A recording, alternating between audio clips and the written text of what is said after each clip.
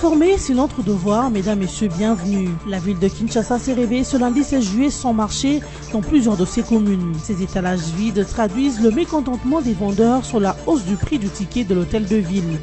De 500 francs à 1200 francs, les vendeurs se disent asphyxiés et trouvent une opportunité d'augmentation qui d'ailleurs ne va pas améliorer les conditions des marchés. Et puis, nouvelle mise en place au sein des forces armées de la RDC.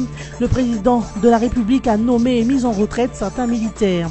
Le chef d'état-major des FARDC, Didier Etumba, a été remplacé par Célestin Mbala Moussensé.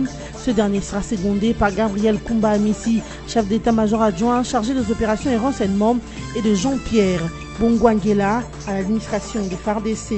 Le général John Numbi a aussi signé son retour dans l'armée comme inspecteur général des FARDC. Et enfin, Mondial Russie 2018, la France championne 20 ans après. Les Bleus sont de nouveau sur le toit du monde grâce à leur victoire de 4-2 face à l'équipe croate. La victoire de l'équipe française a suscité des rassemblements de joie en France et dans chaque coin du monde où l'on trouve les Français. Les vendeurs de différents marchés de Kinshasa ont mis en exécution leur menace de grève de 2 jours à partir de ce lundi 16 juillet 2018. Ils s'opposent à la hausse de la taxe journalière de l'hôtel de ville qui passe de 500 francs à 1200 francs, soit 1000 francs pour le ticket ordinaire et 200 francs pour l'entretien appelé Salongo. Ce lundi matin, les étalages des marchés Gambela, Selembaou, Matete, Zando et Livia à Massina Prêtre Congo sont vides. Ces vendeurs disent ne pas reprendre leurs activités jusqu'à ce que l'autorité urbaine réduise le prix du ticket journalier. Ils trouvent inopportune cette augmentation car non seulement ils ne gagnent pas déjà assez, mais aussi aucune amélioration n'est enregistrée dans les marchés depuis qu'ils payent ce ticket de la ville. Retenez que tout l'avant-midi de ce lundi 16 juillet, Kinshasa a vécu sans marché et aucune autorité n'a fait le déplacement pour s'imprégner de la situation. Moussensé, chef d'état-major des forces armées de la République démocratique du Congo et FARDC, et remplace à cet effet le général Didier Etumba, nommé conseiller militaire du chef de l'État. Le général Célestin sera secondé par 2 généraux. Il s'agit de Gabriel Koumba Amissi, nommé chef d'état-major adjoint chargé des opérations et renseignements, suivi du général Jean-Pierre Bongwangela, nommé chef d'état-major adjoint chargé de l'administration et de la logistique. Par ailleurs, le général François Olinga a été nommé chargé des missions militaires du chef de l'État. Le général John Numbi a quant à lui été nommé inspecteur général des FARDC. Réintégré au sein de l'armée congolaise en fin 2017, John Numbi a été nommé inspecteur général de la police nationale congolaise entre 2007 et 2010. Il avait été écarté de la police suite aux accusations de plusieurs ONG de défense des droits de l'homme au sujet de l'assassinat de Floribert Chebeya et son chauffeur Fidel Bazana en 2010. Certains généraux par contre ont été mis. Samedi 14 juillet, un groupe d'universitaires a lancé à Kinshasa un manifeste contre un 3e mandat du président Joseph Kabila. Dans leurs documents, ces universitaires ont mis en garde l'actuel président de la République qui reste muet à ce sujet alors que l'on s'approche de la tenue de la présidentielle du 23 décembre 2018. Intervenant sur les ondes de la Radio France Internationale, Alphonse Toumba-Luaba, ancien secrétaire général de la CIRGL et l'un des signataires du manifeste, a laissé entendre qu'il est encore temps pour le président Kabila d'entrer dans l'histoire par la grande porte. Face à ces propos, la réaction de la majorité présidentielle ne s'est pas fait attendre. En contre-réaction, Alain Atundu Liongo, porte-parole de la majorité au pouvoir, montre un sens de repartie incisif. Dans sa réplique verveuse, Atundu a déclaré que le président Joseph Kabila n'a pas besoin d'entrer dans l'histoire politique de la RDC par la petite porte. Il y est déjà à la suite de sa contribution particulière dans la normalisation de la vie politique du pays, a-t-il indiqué. Poursuivant, il a soutenu que le président Kabila n'a pas besoin d'entrer dans l'histoire par effraction ou erreur, comme le tentent vainement certains acteurs de la vie politique nationale. Taclant le document des universitaires, Atundu a souligné que ce texte qualifié pompeusement de manifeste est une banale tentative d'instrumentalisation de la science au service d'une cause obscure, inspirée par l'aversion contre un homme et la frustration tenace d'un homme qui a manqué d'entrer dans l'histoire en abandonnant de façon peu glorieuse ses responsabilités dans la stabilisation de la sous-région à travers la CIRGL. Le professeur Eli Kambokolo estime que le Front commun pour le Congo vise à instaurer une réconciliation entre les Congolais. Cette déclaration a été faite le samedi 14 juillet 2018 lors de sa signature d'adhésion à cette plateforme.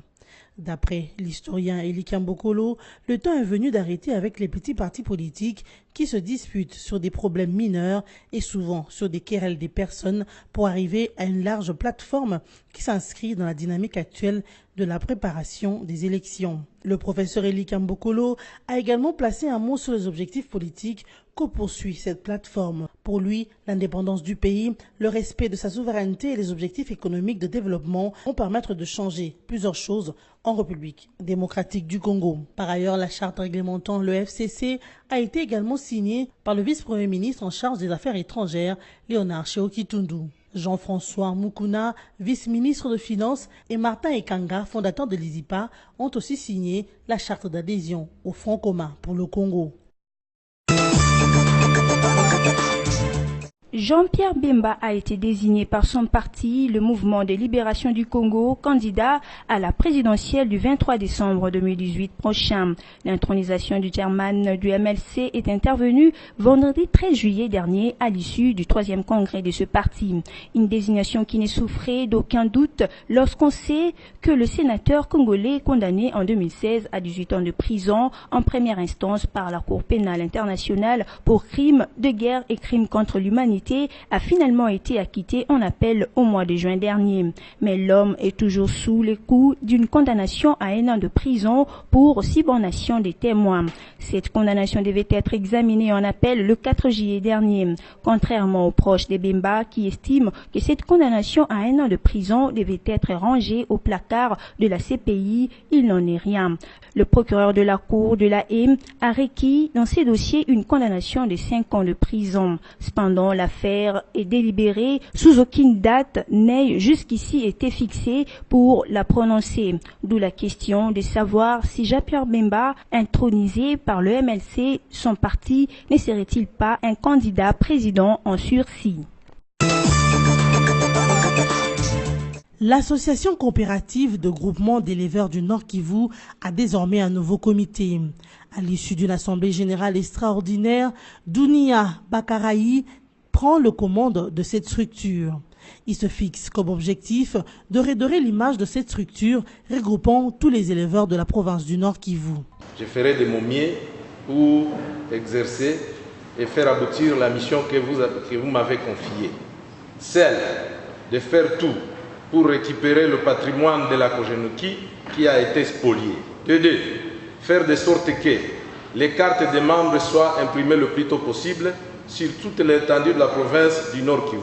Ce nouveau comité aura aussi pour mission de récupérer le patrimoine de la structure spolié de l'intérieur comme de l'extérieur de la Kojenoki. Ceci implique l'ouverture de dossiers judiciaires à l'encontre de l'ancien comité de gestion. Pendant mon mandat, la première des choses, c'est de récupérer le patrimoine de la Kojenoki spolié. D'un côté par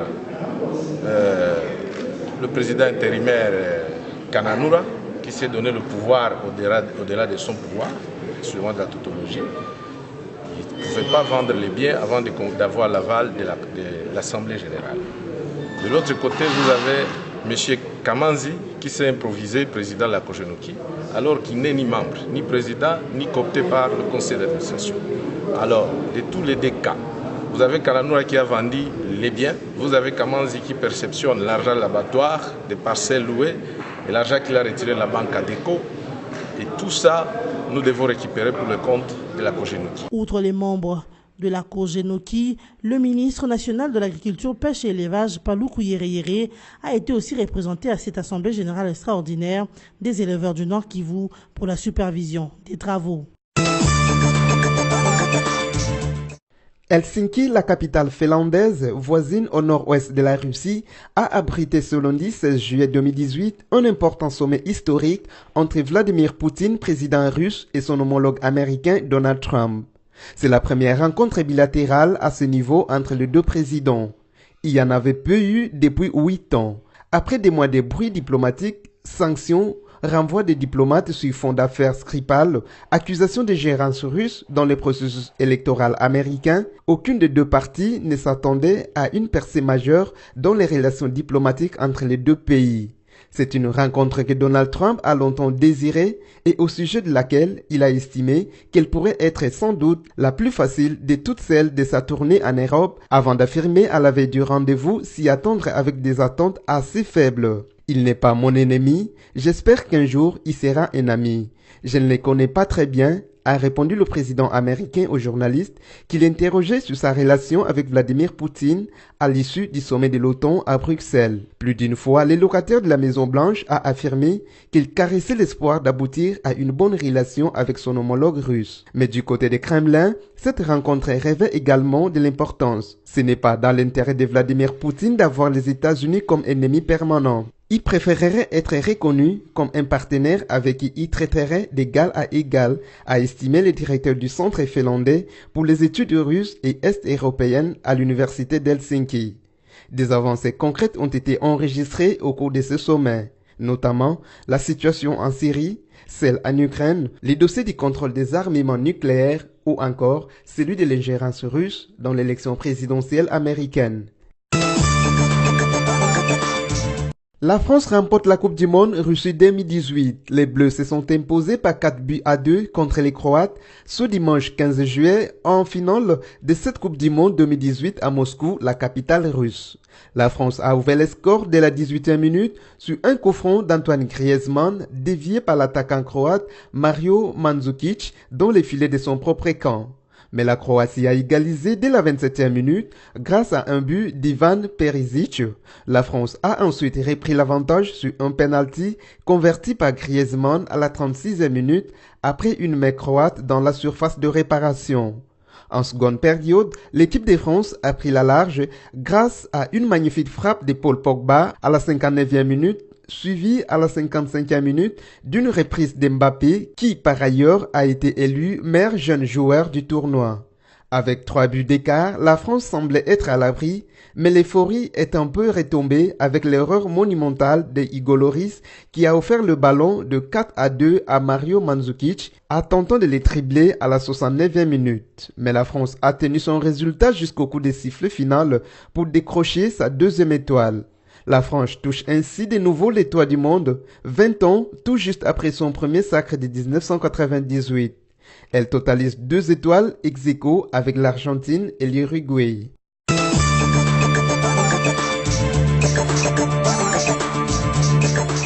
Messieurs, voici de quoi a été constitué ce journal. La ville de Kinshasa s'est réveillée ce lundi 16 juillet sans marché dans plusieurs de ses communes. Ces étalages vides traduisent le mécontentement des vendeurs sur la hausse du prix du ticket de l'hôtel de ville.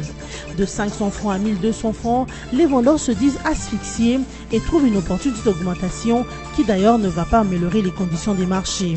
Et puis, nouvelle mise en place au sein des forces armées de la RDC, le président de la République a nommé et mis en retraite certains militaires. Le chef d'état-major des FARDC Didier Etumba a été remplacé par Célestin Mbala Moussensé.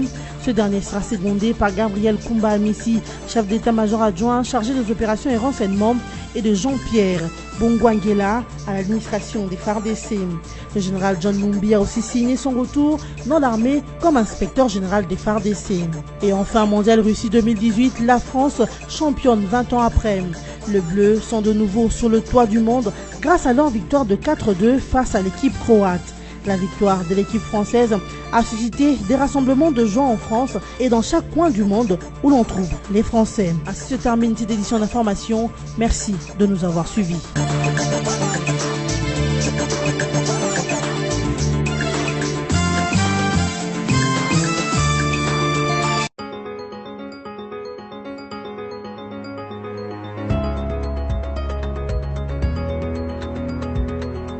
Bon début de semaine, mesdames, messieurs, bienvenue à la revue de presse en ligne de ce lundi 16 juillet 2018. Démarrons cette revue avec congovirtuel.org qui titre « Katoumi déclaré en séjour illégal en Belgique ». 14 juin 2018, 14 juillet 2018, Un mois vient de s'écouler depuis que Katumbi s'était fait confisquer son passeport à sa vingtaine pour cause de sa falsification. Alors qu'il avait obtenu un moratoire de 2 semaines pour se mettre en ordre, l'ancien gouverneur du Katanga vient de consommer tout un mois sans s'exécuter et l'Office belge des étrangers le déclare désormais en séjour illégal. Grave. Les jours de Moïse Katumbi Tchapoué sont désormais comptés pour son séjour en territoire belge. L'ancien gouverneur de l'ex-Katanga n'est toujours pas en mesure de présenter un passeport valide à l'Office des étrangers après qu'il lui ait eu ravi celui qu'il utilisait jusque-là.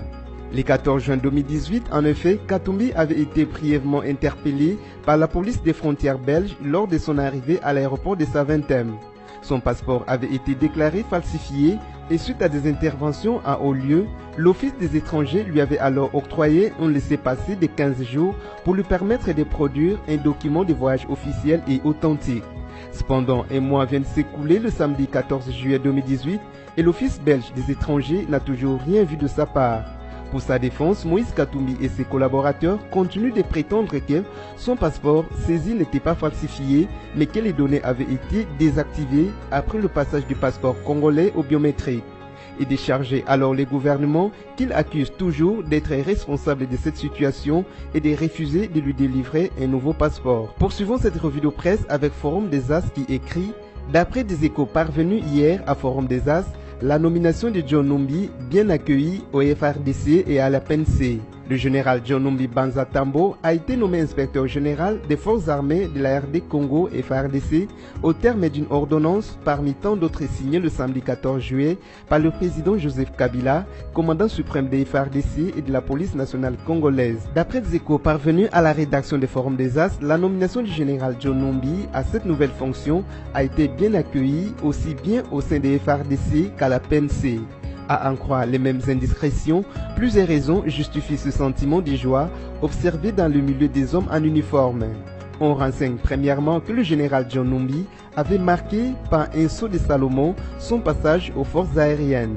Les échos venus des FRDC précisent que c'est lui qui avait modernisé et dynamisé les forces de ces corps de l'armée nationale tant sur le plan technique que professionnel. Cependant, en dépit de cette joie des militaires, les commandants suprêmes des FARDC avaient jugé bon d'envoyer le général John Numbi à la tête de l'inspectorat général de la police nationale congolaise. Comme aux forces aériennes, des témoignages positifs se recoupent quant au passage du général John Numbi à la PNC. Bouclons cette revue de presse avec le site okapi.net qui écrit « RDC, journée ville morte à Ariwara contre l'insécurité ». La société civile d'Ariwara, un territoire d'Aru dans la province de l'Ituri, a décrété samedi 14 juillet 2018 une journée ville morte dans ce centre de négoce situé à environ 300 km au nord de Bunia. L'opération fait suite aux fusillades perpétrées la nuit par des hommes armés non autrement identifiés qui ont fait un mort et 2 blessés graves. La société civile locale dénonce la passivité des forces de sécurité pour stopper ces attaques à répétition. Elle déplore également que toutes les enquêtes menées par les services de sécurité n'ont jamais permis de dénicher les auteurs. De son côté, les commandants de la police à Ariwara rassurent la population sur l'issue des enquêtes qui sont en cours. Cette revue de presse est terminée. Merci à vous qui l'avez suivie.